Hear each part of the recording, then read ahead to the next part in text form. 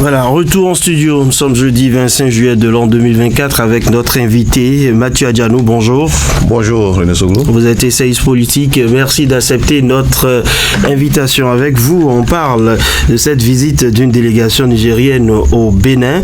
Voilà, envoyé par le général Tiani. C'est pour toujours œuvrer au dégel de cette crise qui secoue les deux pays. D'entrée, dites-nous, êtes-vous surpris ?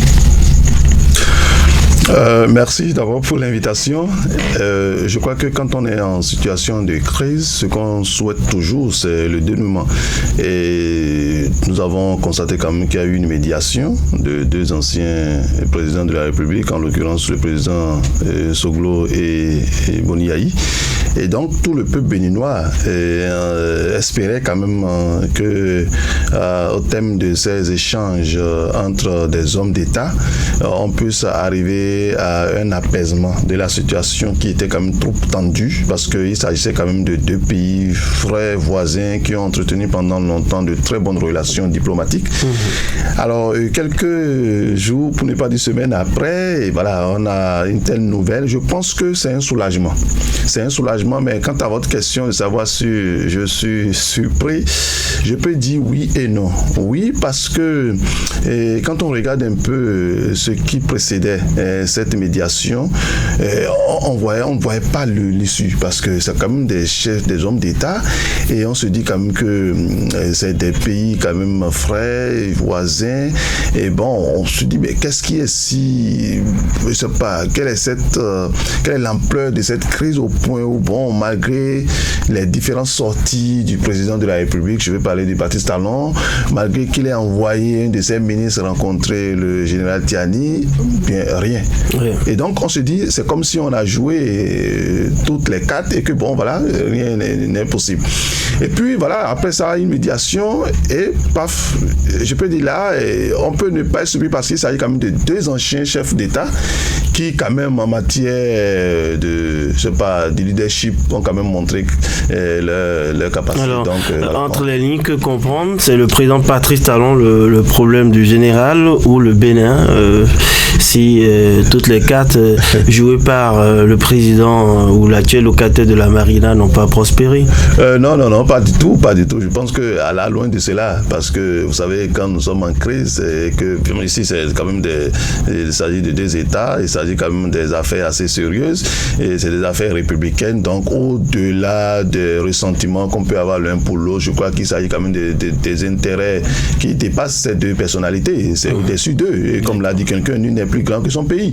Donc je pense que non, il s'agit peut-être, et surtout je pense que c'est même ça, des affaires qui étaient en instance. Vous savez, quand vous écoutez un peu des sources diplomatiques, c'est qu'il y avait quand même certaines petites guerres entre les deux nations, au niveau des opérateurs économiques, on reprochait certaines choses au Bénin, et vous savez qu'il y a beaucoup d'opérateurs économiques nigériens qui traversent nos frontières, le port autonome, tout ça, et il y avait que des choses étaient en instance, et après cela, c'est ajouté maintenant cette situation liée au pétrole, et bon, voilà. Donc ça l'opportunité tant recherchée est enfin là.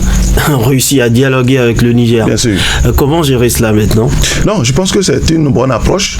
Écoutez, les deux chefs d'État ont quand même écouté la partie nigérienne, et puis certainement, comme on l'a appris, il n'y a pas eu un communiqué de presse provenant de la présidence, mais en son temps, on a cru comprendre quand même qu'avant de faire ce voyage vers le Niger, le président Talon était bien informé et qu'il a accepté. Alors donc, je pense qu'on a écouté les deux parties, et c'est suite à ça qu'il y a cette délégation nigérienne qui est constituée quand même de hauts gradés de l'armée, de hautes personnalités de la République nigérienne.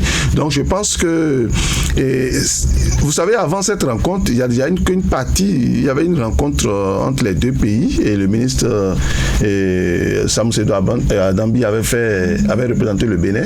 Ça n'a pas peut-être donné une issue favorable, mais cette fois-ci, je pense que Cotonou doit saisir l'occasion et cette opportunité pour montrer sa bonne foi, sa véritable bonne foi, Montrer sa bonne foi, qu'est-ce que vous y mettez? C'est de les amener voir si nous n'avons pas vraiment de base militaire. Nous avons déjà tout donné, nous. c'est plus que j'avais l'occasion. Vous avez écouté le porte-parole du gouvernement qui a tout le temps martelé. Si le Niger veut, il peut constituer une délégation, venir au Bénin, visiter le Bénin. Je crois que c'est l'occasion, puisque le pouvoir nigérien continue de persister, comme quoi. Et vous avez entendu récemment, le Burkina revient sur ça. Donc je crois que c'est l'occasion pour le Bénin de profiter de l'occasion pour les emmener. Bien sûr. Parce que c'est quand même des déclarations assez graves et on ne saurait laisser passer ça. Alors, en somme, tendons-nous vers le dégel? Oui, moi je pense qu'il faut se nourrir d'espoir. C'est vrai que j'étais un peu réticent, mes sentiments mitigés par rapport à la médiation assurée par les deux anciens présidents de la République, vu un peu leur posture, leur regard sur la gouvernance actuelle du président. Par raison de l'intérêt supérieur de la nation. Exactement, oui, je suis d'accord. Mais vous savez, quand parfois vous n'êtes pas neutre dans votre prise de position à l'égard d'un régime, le régime en question se pose des questions. Est-ce que ça va porter des fruits?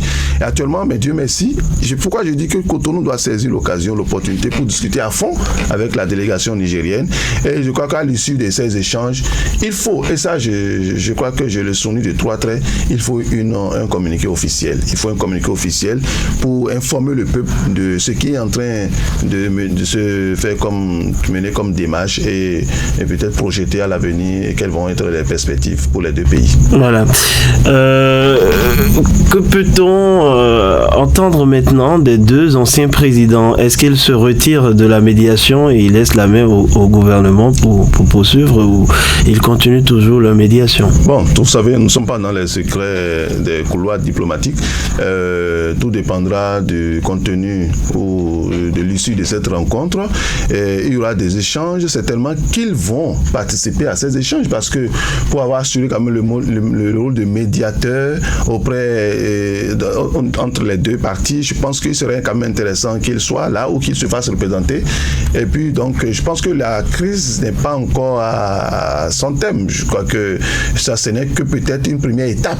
Il y aura certainement d'autres rencontres, peut-être au Niger, à Niamey ou encore au Bénin.